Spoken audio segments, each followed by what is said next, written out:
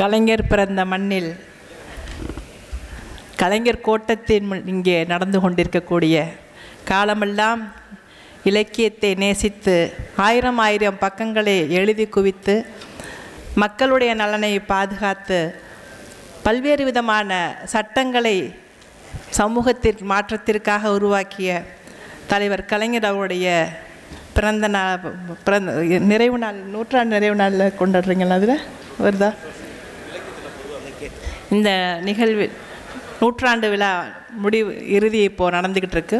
இந்த நிகழ்வில் கலந்து கொள்ள கிடைத்த வாய்ப்பிற்கு நான் முதலில் நன்றி கூற கடமைப்பட்டிருக்கிறேன். இந்த காவிரி இலக்கிய திருவிழாவில் இங்கே எங்களோடு பங்கெடுத்திருக்கக்கூடிய அன்புக்குரிய அண்ணன் எம்எல்ஏ பூண்டி அவர்கள் கலைவாணன் அவர்களுக்கும் அண்ணன் ஏகேஎஸ் விஜயன் அவர்களுக்கும் எங்களுடைய கழகத்தினுடைய மாவட்ட ஊராட்சி தலைவர் பாலசுப்ரமணியன் அவர்களுக்கும் மற்றும் வரவேற்புரையாற்றி இருக்கக்கூடிய மாவட்ட வருவாய் அலுவலர், தலைமையுரையாற்றவிருக்கின்ற மாவட்ட ஆட்சித்தலைவர், முன்னிலை உரையாற்றக்கூடிய பொது நூலக இயக்குனர் மற்றும் எனக்கு முன்பாக பேசி அமர்ந்திருக்கக்கூடிய சக படைப்பாளி யூமா வாசி அவர்கள் மற்றும் இங்கே வருகை தந்திருக்கக்கூடிய கல்லூரி மாணவ மாணவிகள் மற்றும் அரங்கத்தை நிறைத்திருக்கக்கூடிய அத்தனை பேருக்கும் சக படைப்பாளிகளுக்கும் என்னுடைய காலை வணக்கங்களை நான் தெரிவித்துக் கொள்கிறேன்.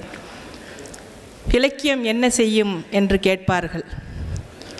இலக்கியம் ஒரு சமூகத்தை பண்படுத்தக்கூடிய ஒன்றாக இருக்கும். ஒரு சமூகத்தினுடைய மாற்றத்திற்கு ஒரு படைப்பு எந்த அளவிற்கு உறுதுணையாக இருக்கும் என்பதையும் பல்வேறு படைப்புகளின் வழியாக நாம் சொல்ல முடியும். இன்றைக்கு இந்த இலக்கிய திருவிழாக்கள் தமிழ்நாடு முழுக்க இந்த 4 ஆண்டு காலமாக இந்த ஒவ்வொரு மாவட்டத்திலும் மிகச் சிறப்பாக நம்முடைய அரசின் சார்பாக நடந்து கொண்டிருக்கிறது. பொதுவாக அந்த காலத்தில் எல்லாம் புத்தகங்களை பார்ப்பது என்பதும் எழுத்தாளர்களை சந்திப்பது என்பதும் ஒரு அரிதான ஒரு விஷயமாக இருக்கும். காரணம் என்னென்னா, இப்படி இலக்கிய திருவிழாக்களோ அல்லது புத்தக திருவிழாக்களோ எங்கேயும் நடக்கிறது கிடையாது. என்னுடைய இளமை பருவத்தில் ஒரு எழுத்தாளரை நான் சந்திக்கணும் அப்படின்னு ஆசைப்பட்டால் சென்னையில் போய் அங்கே நடக்கக்கூடிய ஏதாவது நிகழ்வுகளில் தான் பார்க்க முடியும் அப்படிங்கிற ஒரு நிலை இருந்தது. ஆனால் இன்றைக்கு ஒவ்வொரு மாவட்டத்திலும் சிறந்த எழுத்தாளர்களை அழைத்து புத்தக கண்காட்சிகளை நடத்துவதாக இருக்கட்டும், இலக்கிய திருவிழாக்களை நடத்துவதாக இருக்கட்டும், வாசகர்களோடு எழுத்தாளர்களை கலந்துரையாட செய்வதும் புத்தகங்களை அவர்கள் வாசிப்பதற்கு வாங்குவதற்கு வகுப்பதாக இருக்கட்டும், அத்தனை விஷயங்களையும் இன்றைக்கு நம்முடைய முதலமைச்சர் அவர்கள் மிகச் சிறப்பாக செய்து கொண்டிருக்கிறார்கள். அந்த காலத்தில் புத்தகங்களை பார்க்க வேண்டும் வாங்க வேண்டும் என்றால் மதுரைக்கு ஏதாவது ஒரு நிகழ்வை சாக்காக வச்சுக்கிட்டு நான் போய் பாரதி புத்தகாலயத்துக்கு போய் புத்தகத்தை பார்த்துட்டு வருவேன், வாங்கிட்டு வருவேன். அப்படிப்பட்ட ஒரு நிலை இருந்தது. ஆனால் இன்றைக்கு ஒவ்வொரு இடத்திலுமே நம்மை தேடி புத்தகங்களும் எழுத்தாளர்களும் வர வைத்த இந்த திராவிட மாடல் அரசு எல்லாருக்கும் எல்லாமும் கிடைக்க வேண்டும் என்கிற ஒரு அடிப்படை தத்துவத்தை கொண்டதாக இயங்கிக் கொண்டிருக்கிறது. கலைஞர் பல்வேறு திட்டங்களை செய்திருக்கிறார் அப்படின்னு நமக்கு தெரியும். அது இந்தியாவிலேயே எந்த மாநிலத்திலும் யாரும் செயல்படுத்தாத பல திட்டங்களை அவர் செஞ்சிருப்பார். உதாரணத்துக்கு சமத்துவபுரம். இந்தியாவில் வேறு எந்த மாநிலத்திலையும் அப்படி ஒரு சட்டமோ திட்டமோ கிடையாது, போடவும் முடியாது. அதற்கு பின்னணியில் என்னவாக இருக்குது, காரணம் என்ன அப்படின்னு பார்த்தோன்னா, அவர் ஒரு எழுத்தாளராக இருந்தாருங்கிறதான். ஒரு எழுத்தாளனுக்கு தான் இந்த சமூகத்தை அளவு கடந்து நேசிக்க முடியும். இந்த சமூகத்தின் பிரச்சனைகளை முழுமையாக உள்வாங்கிக் கொள்ள முடியும். அப்படி உள்வாங்கிக் கொண்டதனால்தான் அவர் இந்த சமூக மாற்றத்திற்கான, பெண்களுடைய வாழ்க்கை மாற்றத்திற்கான எத்தனையோ சட்டங்களை கொண்டு இந்த தமிழ்நாட்டை மிகச்சிறந்த ஒரு மாநிலமாக மாற்றி காட்டினார். அப்படிப்பட்ட ஒரு தமிழ்நாட்டு அரசு இன்றைக்கு உங்களை எல்லாம் அழைத்து இந்த நிகழ்வில் எழுத்தாளர்களோடு உரையாட வாய்ப்புகளை உருவாக்கி தந்திருக்கிறது. மாணவ மாணவிகள் சற்று கவனமாக இந்த 2 நாள் நிகழ்வுகளை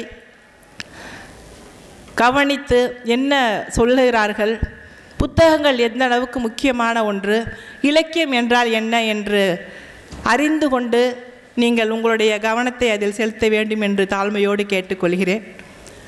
ஹியூமா வாசி அவர்கள் பல்வேறு விஷயங்களை பற்றி பேசிக் கொண்டிருந்தார்கள், குழந்தைகள் நலன் சார்ந்து. எனக்கு இந்த சந்தர்ப்பத்தில் ஒரு குழந்தைகள் சார்ந்து ஒரு இலக்கியம் வாசித்தது நினைவுக்கு வருகிறது. ரஷ்ய இலக்கியங்களில் ஒரு இலக்கியம் என்றால் ரஷ்ய இலக்கியங்கள் தான் அந்த காலத்தில் மிக பிரபலமாக இருக்கும். அந்த இலக்கியங்கள், அந்த எழுத்தாளர்களுடைய படைப்புகளை நான் நிறைய வாசிச்சிருக்கேன். அதில் செரியோசா என்று ஒரு சின்ன ஒரு குட்டி நாவல், அதில் ஒரு குழந்தையினுடைய வாழ்க்கை எந்த அளவுக்கு சிறப்பாக இருக்கும், அது கனவுகளோடு அந்த வாழ்க்கை அமைந்திருக்கும், எந்த அளவு ஒரு வித்தியாசமான ஒரு வாழ்க்கை சூழ்நிலை, அந்த ஆரோக்கியமான ஒரு சூழ்நிலையில் அந்த குழந்தை வளர்ந்திருக்கும் அப்படிங்கிறதெல்லாம் அந்த சின்ன நாவலில் நான் சின்ன பிள்ளையாக இருந்தப்போ படிச்சிருக்கேன். லைப்ரரியிலேருந்து தான். இன்றைக்கு லைப்ரரிங்கிற ஒரு விஷயத்தை தான் இன்றைக்கி இந்தியாவில் தமிழ்நாடு முழுக்க நம்ம எடுத்துக்கொண்டு சென்று கொண்டிருக்கிறோம். புத்தகங்களை நாம் எங்கும் தேடி செல்ல வேண்டாம் என்று சென்னையிலாக இருக்கட்டும், அல்லது மதுரையாக இருக்கட்டும், அல்லது திருச்சியில் சமீபத்தில் முதலமைச்சர் அவர்கள் அறிவிச்சிருக்காங்க, மிகப்பெரிய நூலகத்தை உருவாக்கப் போகிறார்கள். காரணம் என்னென்னா, புத்தகங்கள் வழியாக நமக்கு அறிவை விருத்தி செய்ய முடியும், விஸ்தீர்ணமாக பார்வையை உருவாக்கி கொள்ள முடியும் அப்படிங்கிறது தான் காரணம். அந்த சின்ன புத்தகத்தில் ஒரு குழந்தை பருவம் எந்த அளவிற்கு ஆரோக்கியமாக இருக்கிறது அப்படிங்கிறத நான் வாசிச்சிருக்கேன் சின்ன வயசில். அது லைப்ரரியிலேருந்து கிடைச்ச ஒரு புத்தகம். ஆனால் இப்போ வாசி அவர்கள் சொன்னப்போ நம்முடைய குழந்தை பருவம் நம்ம குழந்தைகளுக்கு நம்ம எப்படி உருவாக்கி தந்திருக்கிறோம் அப்படிங்கிறத கொஞ்சம் யோசித்து பார்த்தோன்னா, அவர் சொன்னது போல தான் ஜாதி ரீதியான விஷயங்களை, சமூக ஏற்றத்தாழ்வுகளை நம்ம இந்த குழந்தைக்குள்ளே எப்படி இந்த சமூகம் புகுத்திக்கிட்டு இருக்கு, அது எந்த அளவுக்கு மோசமான ஒரு விஷயமாக அந்த குழந்தையை உருவாக்குகிறது, ஜாதி ரீதியான நம்பிக்கைகளை உருவாக்குது அப்படிங்கிறதையும் அவர்கள் பேசும் பொழுது சொன்னார்கள். அதுதான் உண்மை. அப்போது என்னுடைய குழந்தை ஒரு 7 வயசாக இருக்கப்போ என்னிடம் கேட்ட ஒரு கேள்வி எனக்கு இப்போ ஞாபகம் இருக்குது. என்னுடைய பையன் ஸ்கூல்லேருந்து என்கிட்ட ஒரு வேண்டுகோள் வச்சான், அம்மா நீ ஒரு கெட்ட அம்மா அப்படின்னு சொல்லி. அப்போ எனக்கு காரணம் என்ன சொல்ல வருகிறான் என்று புரியலை. ஏன் அப்படின்னு கேட்டப்போ அவன் சொன்ன காரணம், மற்ற பிள்ளைகளுடைய அம்மாக்கள் என்ன சொல்லியிருக்காங்கன்னா, நான் கவிதை எழுதுறது மோசமான ஒரு விஷயம், இலக்கியம் எழுதுறது மோசமான ஒரு விஷயம், அதனால அந்த பெண் மோசமான பெண் அப்படிங்கிற ஒரு அபிப்பிராயத்தை அந்த குழந்தைகளுடைய அம்மாக்கள் சொல்லி அந்த குழந்தைகள் என்னுடைய பிள்ளைங்கள்ட்ட சொல்கிறாங்க. அப்போ அந்த குழந்தை அதை என்கிட்ட சொல்கிறான். ஒரு குழந்தையுடைய வளர்ப்புங்கிறது எப்படி சூழலால் உருவாக்கப்படுதுங்கிறத நம்ம பார்க்குறோம். ஒரு சூழல் எந்த அளவுக்கு அவனுடைய மனசில் ஒரு விஷயத்தை உருவாக்குது அப்படிங்கிறத நான் அந்த சமயத்தில் மிக அதிர்ச்சியோடு நான் பார்த்த ஒரு தருணமாக அது இருந்தது. அப்படிப்பட்ட ஒரு சூழல் இன்றைக்கி இருந்துக்கிட்டு இருக்கு. நம்ம பொதுவாக புத்தகங்களை ராபர்ட் ஷாத் என்ற ஒரு மிகப்பெரிய அறிஞர் சொல்லியிருப்பார், தனிமை அப்படிங்கிறது எனக்கு இருந்ததே இல்லை, புத்தகங்களோடு நான் இருக்கும் எல்லா சந்தர்ப்பங்களும் மிக பெரிய அளவுக்கு நட்பு பட்டாளத்தோடு நான் இருந்தேன் அப்படிங்கிறத ஒரு மனநிலை எனக்கு இருக்கும் அப்படின்னு சொல்லியிருப்பார். அப்போது புத்தகங்கள் நமக்கு பல்வேறு வகையில் நம்மை வழிநடத்தக்கூடிய ஒன்றாக இருக்கின்றன, நம்முடைய தனிமையை போக்கக்கூடிய ஒன்றாக இருக்கின்றன, நமக்கான அறிவை புகுத்தக்கூடிய ஒன்றாக இருக்கின்றன. என்னுடைய வாழ்க்கை மாற்றத்திற்கே புத்தகங்கள் தான் காரணமாக இருந்திருக்கு. நம்முடைய மனசில் இந்த சூழல் சார்ந்த எவ்வளவோ விஷயங்கள் இருக்கும்.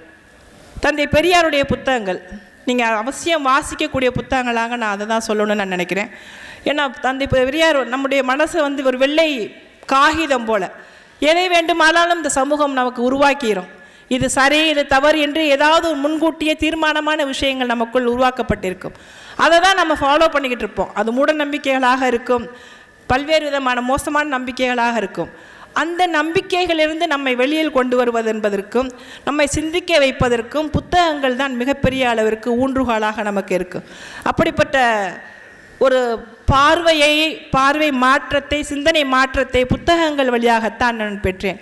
என்னுடைய சமூக சூழலில் இதுதான் சரி என்று ஒரு வாழ்க்கை முறையை எனக்கு காட்டிய பொழுது, நான் இதிலிருந்து வெளியேற வேண்டும் என்று முயற்சி செய்து கொண்டிருந்த பொழுது புத்தகங்களை வாசித்த பொழுதுதான் எதுவெல்லாம் நான் சரி என்று நம்பிக்கொண்டிருந்தேனோ, எதுவெல்லாம் ஃபாலோ பண்ணிக்கிட்டு இருந்தேனோ, அதிலிருந்து நான் வெளியில் வர வேண்டும் என்று புத்தகங்கள், தந்தை பெரியாருடைய கருத்துக்கள் எனக்கு ஒரு மிகப்பெரிய ஒரு சிந்தனை மாற்றத்தை உருவாக்கி தந்தன என்றால் அதை மாற்று கருத்து ஏதுமில்லை. நான் திருநகர்களை பற்றி வாசி அவர்கள் பேசினார்கள். திருநங்கைகளை பற்றி ஒரு 15-20 வருடங்களுக்கு முன்பு இருந்த நிலை இன்றைக்கு மாறி இருக்கிறது. காரணம், தலைவர் கலைஞர் அவர் கொண்டு வந்த, இந்தியாவிலேயே முதல் முறையாக அவர்களுக்காக கொண்டு வந்த ஒரு வாரியத்தை கொண்டு வந்தார். அவருடைய வாழ்க்கை மாற்றத்திற்கான அத்தனை விஷயங்களும் படிப்படியாக நிறைவேற துவங்கின. பொதுவாக நமக்கு இந்த சமூகத்தை பார்க்குறப்போ அவங்கள மோசமாக பேசியிருப்போம். திருநகர்களை பார்த்தாவே நம்ம மோசமாக பேசியிருப்போம் பலரும். அவங்கள பற்றி நமக்கு எந்த ஒரு அபிப்பிராயமும் நல்ல அபிப்பிராயம் இருக்காது, மாற்று கருத்துக்கள் இருக்கும். அவங்கள பல்வேறு மோசமான வார்த்தைகளால் நம்ம பயன்படுத்தி அவர்களை காயப்படுத்தி இருப்போம்.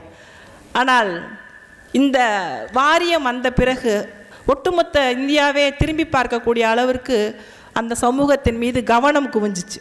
அந்த சமூகத்தை இனி மதிக்க வேண்டும், இவர்களும் நம்மை போன்ற மனிதர்கள் தான் அப்படிங்கிற ஒரு மனநிலையை நமக்குள்ளே உருவாக்கிடுச்சு. அந்த சிந்தனை மாற்றத்தை உருவாக்குவதற்கு அரசு தயாராக இருந்தது, ஒரு சட்டம் தேவையாக இருந்தது. ஆனால் இந்த சந்தர்ப்பத்தில் ஒரு புத்தகத்தை பற்றி நான் பேசலாம் என்று நான் நினைக்கிறேன். வெள்ளை மொழி என்ற ஒரு புத்தகம் ரேவதி என்ற ஒரு திருநங்கை எழுதியிருப்பார். ஒரு குழந்தை பிறப்பை தேர்வு செய்யும் பொழுது, நான் ஆணாக பிறக்க போகிறேன், நான் பெண்ணாக பிறக்கப் போகிறேன், நான் ஒரு திருநங்கையாக பிறக்கப் போகிறேன், நான் ஒரு மாற்றுத்திறனாளியாக பிறக்கப் போகிறேன் என்று தேர்வு செய்ய முடியாது. அப்படி இல்லை இல்லையா?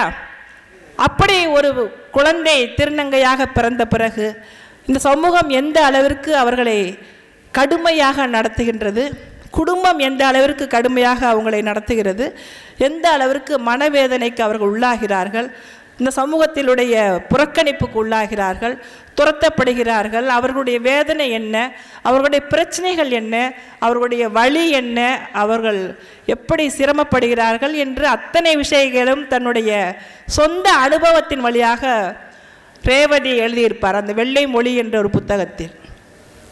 அந்த புத்தகத்தை வாசித்த பிறகு நாம் அந்த சமூகத்தின் மீது எவ்வளவு இன்னும் கருணையோடும் அன்போடும் அவர்களை அரவணைத்து கொள்ள வேண்டும் என்று நமக்குள்ள ஒரு உணர்வு தோன்றும். அதுக்கு முன்னாடி நம்ம பொருட்படுத்தாமல் இருந்த ஒருத்தரை பார்த்து இன்றைக்கி அவர்களை அரவணைத்து கொள்ள வேண்டும் என்ற ஒரு மனநிலையை, உணர்வை உருவாக்கும் என்றால் அதுதான் இலக்கியம் செய்யக்கூடிய, எழுத்து செய்யக்கூடிய மிகப்பெரிய சமூக மாற்றம். அதனால்தான் இலக்கியத்திற்கும் எழுத்திற்கும் எப்பொழுதுமே மிகப்பெரிய ஒரு பங்கு உண்டு. சமூக மாற்றத்திற்கான பங்களிப்பு என்பது அதுதான். என்னுடைய பல புத்தகங்கள், அனுபவங்களை இங்கே சொல்வதற்கான நேரம் இல்லை, நிறைய பேசணும்னு நினச்சிருந்தேன். இருந்தாலும் நம்முடைய மனநிலை சார்ந்து நாம் ஏற்கனவே உருவாக்கி வைத்திருக்கக்கூடிய நம்முடைய மனதில் இருக்கக்கூடிய வெற்றித்தாளாக நம்ம மனசு எப்போ இருந்துக்கிட்டே இருக்கும். அதிலிருந்து நம்மை விடுவித்து கொள்ள வேண்டும் என்றால் அதற்கு படைப்புங்கிறது ரொம்ப முக்கியம். நீங்கள் கல்லூரியில் படிக்கக்கூடியவர்களாக இருந்தாலும் உங்களுடைய நேரத்தை இலக்கியம் சார்ந்து, எழுத்துக்களை சார்ந்து, சில கதைகளை வாசிப்பதன் வழியாக நீங்கள் உங்களுடைய நாலேஜை வளர்த்துக்கிறதுங்கிறது மிக முக்கியமாக பயனுள்ள ஒன்றாக உங்கள் வாழ்க்கைக்கு இருக்கும் என்று நான் நம்புகிறேன். ஏன்னால் இந்த வாழ்க்கை என்பது வெறுமனே வாழ்ந்து விட்டு போவதில்லை. சக மனிதர்களை நேசிப்பதற்கான, சக மனிதர்களோடு இணைந்து வாழக்கூடிய ஒன்றாகத்தான் இந்த வாழ்க்கை இருக்க வேண்டும். பிறரை வெறுக்கக்கூடாத ஒன்றாக, சமமாக நடத்தக்கூடிய ஒன்றாக இந்த வாழ்க்கை இருக்க வேண்டும் என்றால் நாம் புத்தகங்களை வாசிக்க ஆரம்பிப்போம். புத்தகங்களின் வழியாக நாம் சக மனிதர்களை பற்றி அறிந்து கொள்வோம், அவர்களுடைய மனநிலையை பற்றி நாம் அறிந்து கொள்வோம், அவர்களுடைய உணர்வுகளை நாம் மதிக்க கற்றுக்கொள்வோம் என்று கூறிக்கொண்டு, உங்களுடைய நல்ல நண்பர்களாக புத்தகங்களை தேர்வு செய்யுங்கள். புத்தகங்கள் எந்த நாளும் உங்களை கைவிடாது என்று கேட்டுக்கொண்டு விடைபெறுகிறேன். நன்றி, வணக்கம்.